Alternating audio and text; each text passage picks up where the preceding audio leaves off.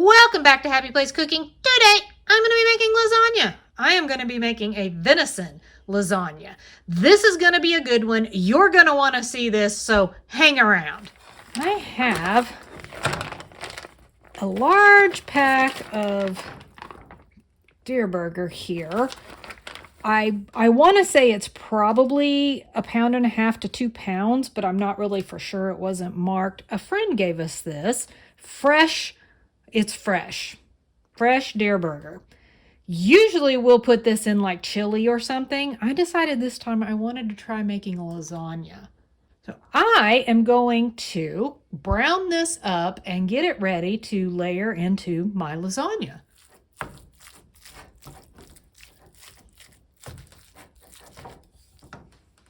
To my burger, I am going to add a teaspoon of onion powder, a teaspoon of minced garlic. I want those to cook with the meat to give it an added flavor. While my deer burger is browning up, I'm going to go ahead and work on my little ricotta mixture. I've got an egg here. I'm going to add in 1 whole container of, it'd be 30 ounce of ricotta. And I'm just going to mix all that up. Now I'm going to add in some parsley. Now this parsley is actually parsley that was from my container garden last summer. I still have a little bit left. This is dried now. I don't know how much this is. I'm going to say it's probably 1.5 teaspoons maybe. I'm going to use about half of this and sprinkle it and mix it into my ricotta mixture. I'm just going to set that aside until I'm ready to layer. The deer burger is nice and browned. I've set it aside for a second. Wanted to fill you in a little on my spaghetti sauce. This is one that I actually canned myself, and I have, as you can see, it's been cooking. Well, I don't particularly yet trust the whole canning process, so I decided to go ahead and do the boiling for 10 minutes on this and make sure that, you know, if there was anything wrong, it's cooked away, because, you know, I don't want to kill us. So it was a little bit runnier than I remembered it being, but I made this from scratch with Roma tomatoes that I grew in my container garden.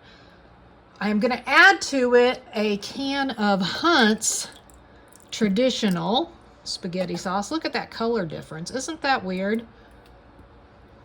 From fresh to canned. And then I'm also going to add in a can of tomato paste.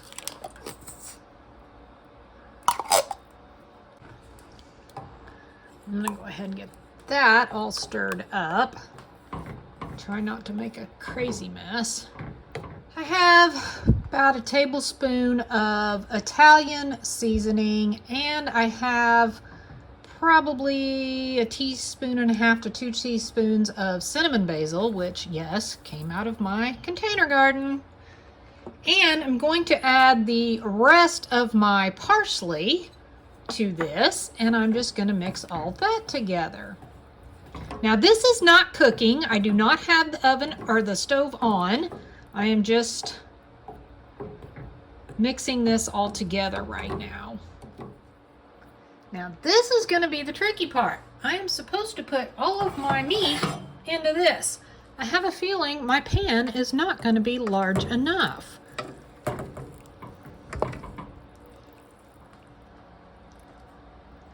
I do believe I have pushed this poor little pan to its limits. I'm trying to be very careful and not spill this over the edges. I think I'm ready to begin layering. I am going to use these oven-ready lasagna noodles. You can see they're kind of broken, but I'm going to piece them together. Now, I have a 9x13 pan. I have sprayed that with some olive oil spray. I'm going to start by putting about 1 cup of my meat sauce in the bottom of the pan. And I'm just going to spread that out. Then I'm going to take 3 of these lasagna noodles and line them across like that.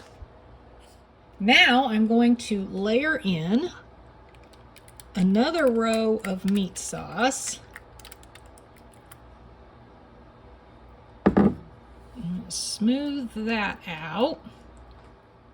This time I'm also going to add about 3/4 cup of my ricotta mixture.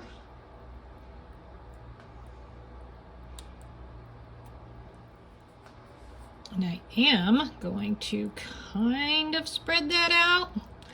Kind of tough with the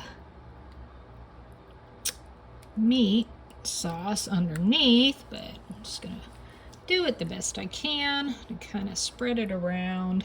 I'm going to add, now you can use mozzarella, you could use really any cheese you want to use. I'm using a Colby Jack, and I'm going to sprinkle some shredded Parmesan on it.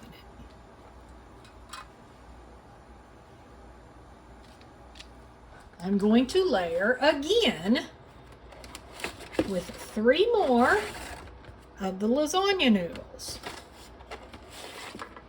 And I'm going to repeat this whole process.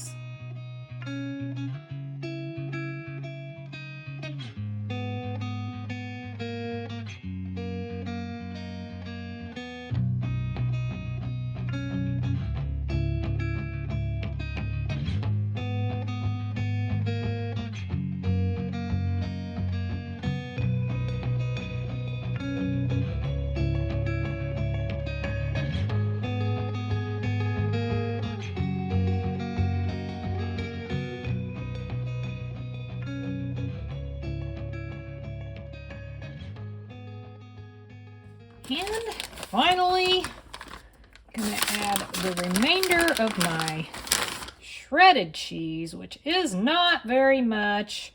I almost did not have enough ricotta mixture. And top with the Parmesan shredded cheese. You can easily set this in the refrigerator and actually let it set for up to 24 hours before baking this. So you can assemble the day before and cook it the next night for dinner. I am going to be cooking it very soon. I am going to preheat my oven to 375. I'm going to cover this with some aluminum foil. I'm going to bake it for around 25 minutes in that preheated oven. And then I'm going to pull it out, remove the aluminum foil, and I'm going to cook it for another 5 to 10 minutes. And then it should be done and ready to eat.